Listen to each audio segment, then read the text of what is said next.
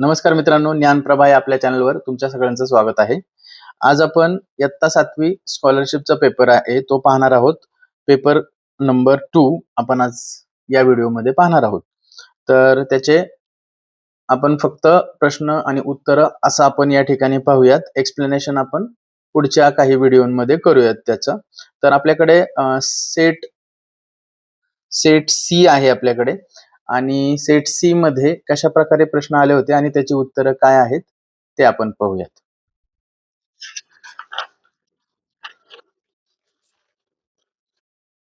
बघा मित्रांनो, विभाग 1 मराठी पहिला प्रश्न होता की अधोरेखित नामाचा प्रकार ओळखा. त्याचे औदार्य पाहून मला खूप आश्चर्य वाटले. तर हा नामाचा प्रकार आहे भाववाचक नाम. ठीक आहे. आणि पुढचा प्रश्न आहे पुढीलपैकी कोणती जोडी विरुद्धार्थी शब्दांची नाही? तर याचं योग्य उत्तर आहे क्षणिक आणि दुर्लभ ही विरुद्धार्थी शब्दांची जोडी नाही मित्रांनो. पुढचा प्रश्न आहे नीता म्हणाली आजी आता या जलपर्णीचं काय करायचं? या वाक्यात कोणते विरामचिन्ह द्यायचे राहिले आहे? तर स्वल्पविराम द्यायचे राहिलं आहे आजी. आजी नंतर काय येणार? तर स्वल्पविराम येणार.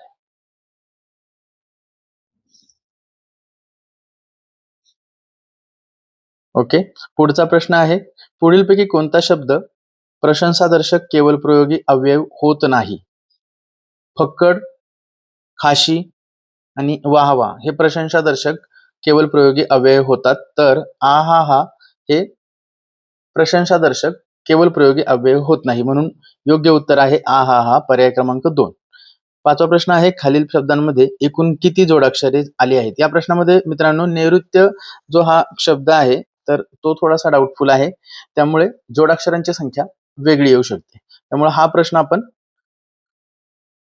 परीक्षा मंडळ कशा प्रकारे त्याचं उत्तर देतं त्यावर अवलंबून ठेवूयात. त्यानंतर पुढचा प्रश्न आहे प्रश्न क्रमांक 6 दिलेल्या म्हणींचा अर्थ असणारी योग्य म्हण पर्यायातून निवडा. अर्थ दिला आहे म्हण दिली आहे डोळ्यात केर कानात फुंकर. तर याचा अर्थ होतो कानाला ठणका नाकाला औषध. दिलेल्या म्हणीचा अर्थ असणारी म्हण म्हणजे दोन्ही म्हणींचा अर्थ सेम आहे. तर डोळ्यात केर कानात फुंकर ही एक म्हण दिली आहे आणि त्याच अर्थाची असणारी दुसरी म्हण आहे कानाला ठणका नाकाला औषध. त्यानंतर 7वा प्रश्न आहे अंगा लावूनिया राख डोळे झाकुनी करीती पाप असे म्हणत कोणत्या संतांनी जागरूकतेचा संदेश दिला आहे? तर याचं योग्य उत्तर आहे संत तुकाराम. पुढीलपैकी विनोदी लेखक कोण? मंगेश पाडगावकर, ग. पाटील, साने गुरुजी का द. मा. मिरासदार? तर याचं उत्तर आहे योग्य द. मा. मिरासदार. उतार्यावरील प्रश्न आहेत पुढे 9 ते 11. प्रश्न क्रमांक 9 आहे शेकरूचा अधिवास कशामुळे धोक्यात आला आहे? तर जंगलतोड. याचं उत्तर आहे जंगलतोड. 10वा प्रश्न उतार्यातील वर्णनानुसार पुढीलपैकी असत्य विधान कोणते? तर पर्याय क्रमांक 3 हे असत्य विधान आहे शेकरूचे घरटे दगडांच्या कपारीत असते.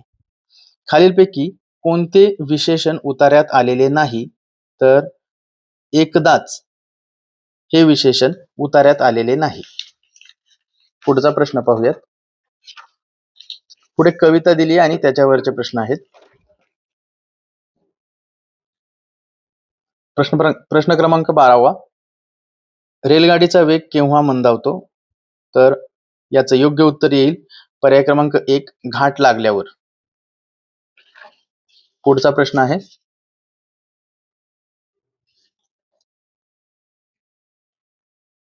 कवीच्या मते प्रवासी कशामुळे घाबरू शकतात?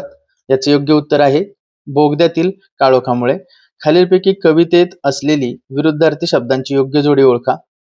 तर कवितेत असलेली विरुद्ध शब्दांची योग्य जोडी म्हणजे काळोख आणि उजेड. पुढचा प्रश्न आहे फंद टिंबटिंब या शब्दास पर्यायातील कोणता शब्द जोडल्यावर जोड शब्द तयार होईल? फंद फितुरी हा एक शब्द तयार होतो. पर्याय क्रमांक 1 फितुरी. 16वा प्रश्न आहे, पुढीलपैकी शुद्ध शब्द निवडा. त्याच्यामध्ये पर्याय क्रमांक 1 हा प्रफुल्लित हा एकदम शुद्ध शब्द आहे.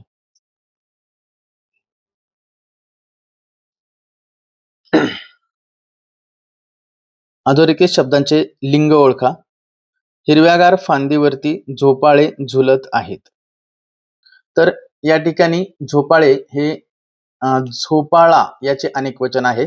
तर याचं लिंग तपासताना अनेक वचनाचे एकवचन करायचे. झोपाळा, तो झोपाळा म्हणजे पुल्लिंग हा पर्याय बरोबर असेल. 18वा प्रश्न आहे, अपूर्ण वर्तमान काळ असणारे वाक्य निवडा. अपूर्ण वर्तमान काळ, सोनाली नवीन पुस्तकातील गोष्ट वाचत आहे. अपूर्ण वर्तमान काळ म्हणजे चालू असणारी घटना. 19 नंबरचा प्रश्न आहे, वाक्प्रचार व त्यांचा अर्थ यानुसार अयोग्य जोडी निवडा.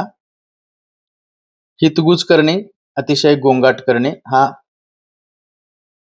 योग्य पर्याय आहे. 20वा प्रश्न, समानार्थी शब्दांची अयोग्य जोडी लिहा. अयोग्य जोडी बघायची आहे समानार्थी शब्दांची. तर पुरावा, दाखला हे बरोबर आहे. तल्लख, कुशाग्र हे बरोबर आहे. कुतूहल, जिज्ञासा हे बरोबर आहे. रंक आणि राव हे विरुद्धार्थी शब्द आहेत. म्हणून पर्याय क्रमांक 4 हे अयोग्य जोडी आहे.